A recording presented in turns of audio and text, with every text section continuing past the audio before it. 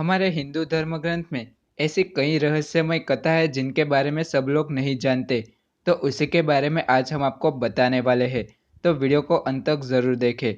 महाग्रंथ महाभारत में भी कुछ ऐसी रहस्यमय बातें हैं जिनके बारे में कुछ लोग नहीं जानते। उनमें से एक कथा यह है कि पांडवों ने अपने पिता पांडु का मांस क्यों खाया था। तो आइए जानते हैं इसके बारे में। अंबालिका और ऋषि व्यास के पुत्र पांडु धृतराष्ट्र से छोटे थे, परंतु धृतराष्ट्र नेत्रहीन होने के कारण उन्हें राजा नहीं बनाया था और पांडु को राजगादी मिली थी। पांडु की दो रानियां थी, कुंती और माद्री। उनके 5 पुत्र भी थे। पांचों पुत्रों में से युधिष्ठिर, भीम और अर्जुन की माता कुंती थी और नकुल और सहदेव की माता माद्री थी। उन पांचों भाइयों का जन्म आह्वान से हुआ था। एक दिन पांडु की पत्नी कुंती को दुर्वासा ऋषि ने उनकी सेवा भाव से प्रसन्न होकर वरदान के रूप में एक मंत्र दिया था।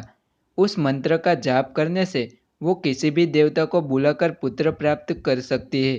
तभी एक दिन कुंती और माद्री ने दोनों साथ मिलकर भगवान का जाप किया था और उनसे 5 पुत्रों को प्राप्त किया था।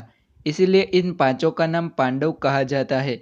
लेकिन पांडु के पुत्र वरदान से प्राप्त हुए थे, इसलिए उनका ज्ञान और कौशल्य उनके पुत्रों में नहीं था। इस कारण से उनकी आखिरी इच्छा ये थी कि उनके मृत्यु के बाद उनके शरीर का सारा मांस मिल बांटकर ये सारे पुत्र खा जाए। इसलिए जब पांडु की मृत्यु हुई तो उनके शरीर का मांस पांचों भाइयों ने मिल बांटकर खाया था। ऐसा भी माना जाता है कि पांडु के पांचों पुत्रों में से शरीर में से सबसे ज्यादा हिस्सा सहदेव ने खाया था, इसलिए उसे सबसे अधिक ज्ञान था। दूसरी ये भी मान्यता है कि सिर्फ सहदेव ने ही अपने पिता की इच्छा पूर्ण की थी। अपने पिता की इच्छा पूर्ण करते हुए उसने पांडु के माथे के 3 हिस्से खाए थे। जब सहदेव ने पहला टुकड़ा खाया तो सहदेव को सारे इतिहास का ज्ञान प्राप्त हुआ। जब उसने दूसरा टुकड़ा खाया तो उसे वर्तमान का सारा ज्ञान प्राप्त हो गया और जब आखिरी टुकड़ा खाया तब उसे सारा भविष्य ज्ञान भी प्राप्त हो गया था।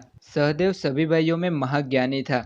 महाभारत में श्री कृष्ण के अलावा सहदेव ही केवल एक मात्र थे जिसे भविष्य में होने वाले महाभारत के युद्ध के बारे में सारी की सारी जानकारी प्राप्त थी। श्री कृष्ण को डर था कि सहदेव ये बात सभी को बता ना दे। श्राप यह था कि सहदेव किसी को भी सामने से कुछ बता नहीं सकता था। अगर वो ऐसा करता तो उसकी मौत भी हो सकती थी।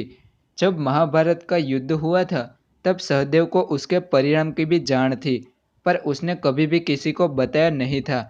इस प्रकार से महाभारत की ये कहानी है। तो आशा है कि आज का ये वीडियो आपको पसंद आया होगा। तो इस वीडियो को लाइक ज़रूर करें और चैनल पर नए हैं तो चैनल को सब्सक्राइब जरूर करें। तब तक के लिए धन्यवाद।